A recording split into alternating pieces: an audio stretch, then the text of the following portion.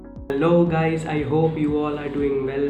तो आज की वीडियो में जो मैंने स्ट्रेटेजी बताई है जेई एस्पायरेंट्स के लिए, तो उसमें दोनों कैटेगरी के स्टूडेंट्स जो अपनी जेई 2021 में देने वाले हैं और दूसरे जो 2022 में देने वाले हैं, उन दोनों के बारे में मैंने बात की है।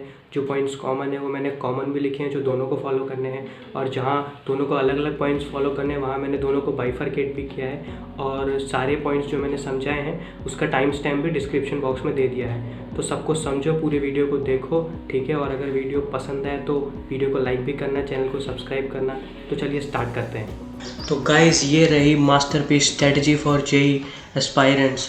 तो यार सबसे पहले आप चैनल पे अगर नए हो तो चैनल को सब्सक्राइब कर दो यार, अपने भाई को सपोर्ट करो, हमें भी इससे मोटिवेशन मिलता है, ठीक है। तो चलिए स्टार्ट करते हैं। तो हम आज ये 8 पॉइंट के बारे में बात करने वाले हैं जो आपको स्क्रीन पे दिख रहे होंगे अभी। तो मैं आपको बता दूं, अगर आप कोई भी एक पॉइंट देख के अगर वीडियो छोड़ रहे हो तो ज़रूर 7th point pro tips subject wise जो मैं देने वाला हूँ सबके लिए होगी, दोनों के लिए, एस्पायरेंट ऑफ 2021 एंड 2022 दोनों के लिए होगी। तो आप वो ज़रूर देखते हो जाना।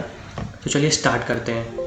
तो सबसे पहली बात हम बात करेंगे मिसकॉन्सेप्शंस जो जेई स्टूडेंट के दिमाग में भरा होता है, भले वो 11th में एंटर कर रहा है या वो 12th में एंटर कर रहा है, भले अपने जेई की प्रिपरेशन 11th में नहीं की है तो भी कोई भी अगर प्रिपरेशन स्टार्ट कर रहा है तो उसके दिमाग में मिसकॉन्सेप्शंस होते हैं, वो आपको अवॉइड करना है, अपने दिमाग से दूर भगा दो उन्हें, ठीक है।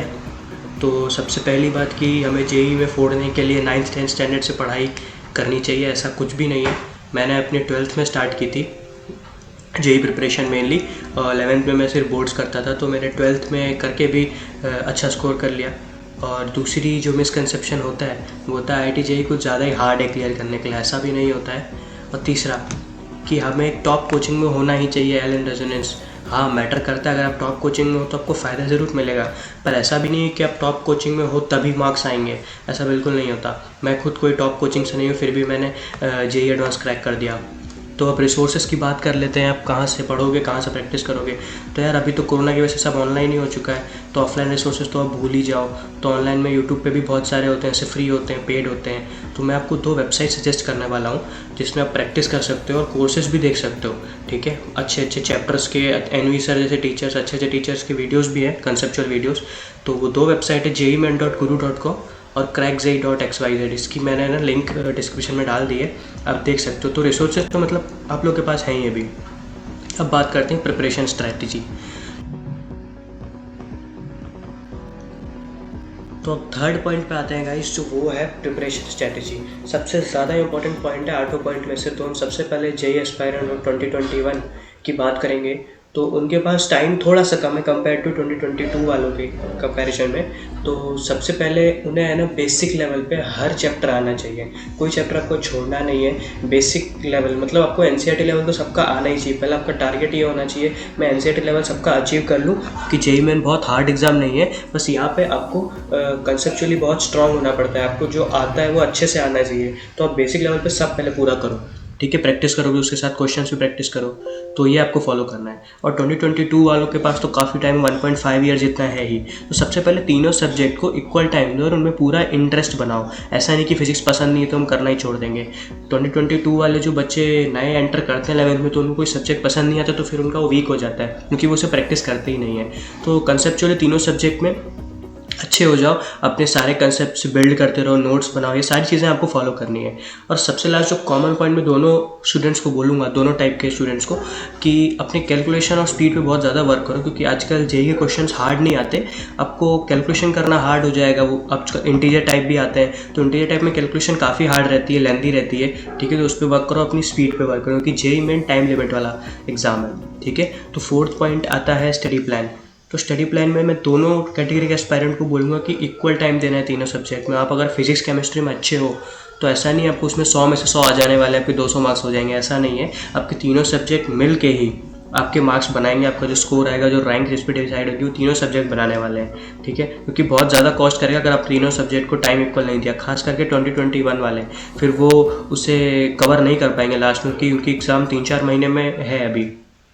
सेकेंड पॉइंट कि अपने नोट्स और जो फॉर्मूलेज होते हैं, बेसिक कंसेप्ट्स होते हैं, वो आपकी फिंगर टिप्स पे होने चाहिए। मतलब आपको हर कॉन्सेप्ट अच्छे से आना चाहिए। आप नोट्स डेली रिवाइज करो उसके लिए। और जो क्वेश्चंस की प्रैक्टिस की बारी है, आप क्वेश्चंस बहुत ज़्यादा प्रैक्टिस करो। मतलब आप अगर 2 घंटे नोट्स रिवाइज़ करो और 8 घंटे जितना प्रैक्टिस करो तीनों सब्जेक्ट की, क्योंकि यहाँ पे जेईई मेन में प्रैक्टिस जितनी ज़्यादा करोगे उतने ज़्यादा मार्क्स आएंगे। मैंने लिखा भी है, marks is proportional to practice तीनों सब्जेक्ट में।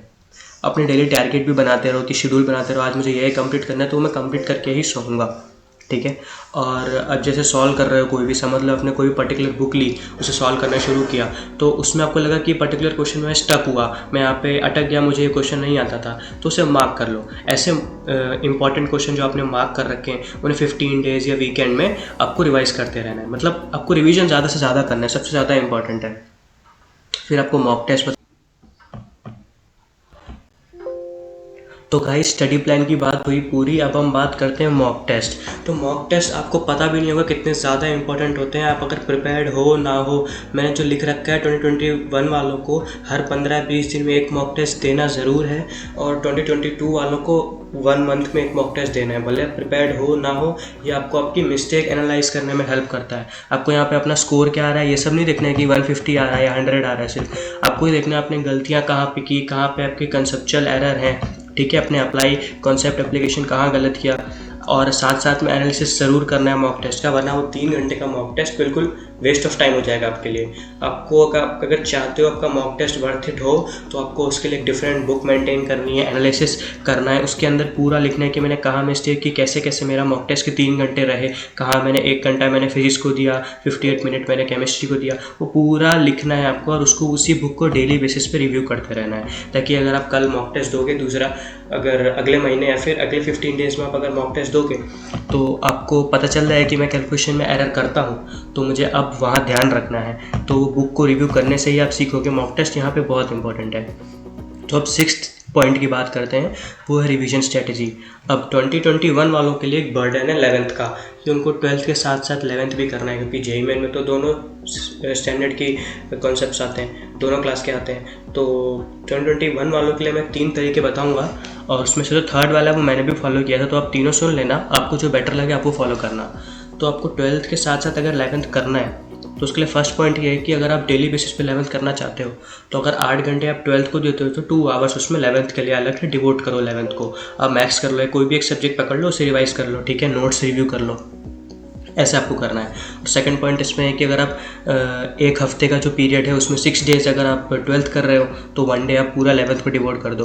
तो अगर आप 1 डे भी अगर 8-9 घंटा पढ़ रहे हो, तब जाकर 11th आपका स्मूथली चलता रहेगा, आपको कोई दिक्कत नहीं आने वाली लास्ट के एग्ज़ाम के दिनों में जब आपको रिविजन करना पड़ेगा। तो 3rd पॉइंट ये आता है कि एक बार 12th का कोर्स आप कैसे भी करके जेईई एग्ज़ाम के 2 मंथ्स बिफोर कंप्लीट कर दो।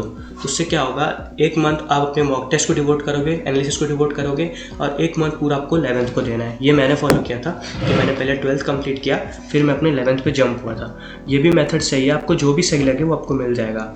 और अगर आप 11th को जितना ज़्यादा रिवाइज करोगे, आपकी अच्छी रैंक लाने के चांसेस उतने ज़्यादा बढ़ जाएंगे। और दूसरी चीज़ जो बच्चे गलती करते हैं कि 12th को सेक्रीफाइस करके 11th करते हैं। आपको 12th को बिल्कुल भी नहीं छोड़ना है, आपको पता होना चाहिए 12th सबसे ज़्यादा वेटेज रखता है जेईई एग्ज़ाम में, ठीक है, तो ये आपको ध्यान रखना। और 2022 वाले जो एस्पायरेंट्स हैं उनको तो अपना 11th बिल्कुल अल्ट्रा स्ट्रॉन्ग बनाना है, कि उनकी 11th की प्रिपरेशन इतनी अच्छी होनी चाहिए कि अगर वो जब 12th में एंटर हो तो उनको सब कुछ आना चाहिए, सारे कॉन्सेप्ट्स रिवाइज हो, उनके प्रैक्टिस क्वेश्चन की अच्छी प्रैक्टिस हो चुकी हो, इंपॉर्टेंट क्वेश्चन मार्क हो चुके हो, तो आपको बहुत हेल्प करने वाला है। तो 2022 वालों के लिए तो यही है कि आप 11th को बहुत अच्छे से प्रिपेयर करो। और जो 7th पॉइंट पे आते हैं, 7th पॉइंट है सब्जेक्ट वाइज टिप्स, जो मैंने फॉलो की और मैं आपको भी बोलना चाहता हूँ कि आप फॉलो करो।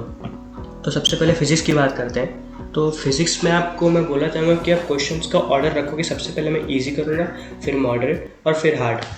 उससे क्या होगा, आपको फिजिक्स से डर नहीं लगेगा, वरना आप सीधा अगर हार्ड पे जंप मारोगे तो आपके क्वेश्चंस भी सॉल्व नहीं होंगे और आपको फिर करने का भी मन नहीं करेगा, ठीक है। और सेकंड पार्ट यही होगा कि आप डिफरेंट टाइप के कितनी आप वैरायटी ऑफ प्रॉब्लम्स सॉल्व कर सकते हो, उतना ज़्यादा इंपॉर्टेंट है, क्योंकि एट द एंड फिजिक्स के मार्क्स जो हैं वो different type of material, different type of problems he proportional होते हैं, ठीक है। तो इसी तरह आपको कॉन्सेप्ट पे भी वर्क करना है, प्रॉब्लम्स भी सॉल्व करनी है फिजिक्स में। अब केमिस्ट्री की, तो गाइस फिजिक्स की यहाँ पे बात हो गई, अब हम बात करते हैं केमिस्ट्री की। केमिस्ट्री में 3 पार्ट्स आ जाते हैं, ऑर्गेनिक, इनऑर्गेनिक और फिजिकल। तो ऑर्गेनिक में आपको ध्यान रखना है कि आप एक एक रिएक्शन की मैकेनिज्म समझते चलो। आप जितना अंडरस्टैंड कर सकते हो ऑर्गेनिक को, आपके लिए उतना ही फ़ायदा है, क्योंकि ऑर्गेनिक में रटने वाला पार्ट बहुत कम है। अगर आपको नेम्ड रिएक्शन है वो खाली रटनी पड़ेगी, बाकी जितना भी मैकेनिज्म्स हैं वो सारे आपको समझोगे तो आपको बहुत फ़ायदा होगा। और इनऑर्गेनिक में तो क्या है, आप जितने नोट्स बनाओगे, जितना रिवीजन करोगे, वो आप उसमें उतना ही अच्छा होते जाओगे। तो ये इनऑर्गेनिक इसलिए इम्पॉर्टेंट है क्योंकि आपकी रैंक इसी पे इम्प्रूव होती है कि अगर आपने एक इनऑर्गेनिक क्वेश्चन कर लिया, आपको आता था, तो आप +4 ले जाओगे, और +4 में तो काफ़ी रैंक इम्प्रूव हो जाती है। और फिज़िकल में तो ये सच बात है कि तो प्रैक्टिस पे डिपेंड करती है। फिज़िकल में आप आज जैसे मास्टर नहीं बन सकते, उसमें आपको पूरी प्रैक्टिस करनी पड़ेगी, बुक सॉल्व करनी पड़ेंगी, मटेरियल सॉल्व करना पड़ेगा। अब मैथ्स में क्या है, प्रॉब्लम सॉल्विंग की एक आर्ट होती है, वो आनी चाहिए, वो प्रैक्टिस से ही आती है। तो मैथ्स में तो मैं यही आपको कहूँगा कि आप भले क्वेश्चन अभी ना सॉल्व कर पा रहे हो, आपको फॉर्मूलाज और कॉन्सेप्ट्स आपके फिंगर टिप्स पे होने चाहिए। पहले तो आपको याद होंगे, तभी आप उस पर अप्लाई कर पाओगे। और मैथ्स में जितना प्रैक्टिस करोगे, आपके मार्क्स तभी इंप्रूव होने वाले हैं। मैथ्स में ऐसा नहीं कि आपने आज पढ़ा तो कल मार्क्स आने वाले हैं। और सबसे लास्ट पॉइंट जो बहुत डिमांडिंग है कि हम एडवांस कैसे प्रिपेयर करें और कब प्रिपेयर करें। तो अगर JEE 2021 वाले एस्पायरेंट हो आप, और अगर आपने JEE मेन लेवल पे सारे कॉन्सेप्ट्स, क्वेश्चंस, ठीक है, सब प्रॉपरली स्ट्रेटेजी मैंने बताई है, सब फॉलो करी है, मेंस लेवल आपका अच्छा है, तो आप साथ साथ में एडवांस लेवल के क्वेश्चन पे भी जंप कर सकते हो। एडवांस में कॉन्सेप्ट्स वही रहते हैं, बस प्रॉब्लम सॉल्विंग और अच्छी आनी चाहिए आपको हार्ड प्रॉब्लम कैसे ब्रेक डाउन करके सॉल्व करना है वो पूरा आपको पता होना चाहिए, ठीक है। तो अगर आप मेंस लेवल के प्रॉब्लम में आपको स्ट्रगल करना पड़ रहा है, आप नहीं कर पा रहे हो, तो आप अभी एडवांस मत करो, ठीक है। और JEE 2022 वाले हैं, उनको तो मैं यही सजेस्ट करूँगा कि आप स्टार्टिंग के जो 6-7 मंथ्स हैं, आप अपना 11th पूरा कंप्लीट करो पहले तो। अभी एडवांस स्टार्ट मत करना, क्योंकि आप 11th का अगर बेसिक लेवल पूरा स्ट्रांग हो जाएगा, फिर आपको 12th और 11th के बीच का एक गैप मिलता है 1-2 महीने का, वहाँ पे आप अपनी एडवांस प्रिपरेशन स्टार्ट कर सकते हो, जिससे आपका कॉन्फिडेंस भी बूस्ट हो जाएगा, आपकी एडवांस प्रिपरेशन भी बहुत अच्छी हो जाएगी, ठीक है। तो लास्ट पॉइंट 2021 वालों के लिए इंपॉर्टेंट है कि आपकी एग्ज़ाम पास में है तो मॉक टेस्ट ज़्यादा दो, प्रैक्टिस ज़्यादा करो। और 2022 वाले अपने 11th पे पूरा फोकस करो, एक एक कॉन्सेप्ट रिवाइज करो अच्छे से, ठीक है। एग्ज़ाम्स के लिए मेरी तरफ से बेस्ट ऑफ लक। और यार, अगर आपने पूरी वीडियो देखी हो, स्ट्रेटेजी पसंद आई हो, तो सब्सक्राइब कर दो, ताकि मैं ऐसी अच्छी वीडियोज़ लाता रहूँ। Thank you.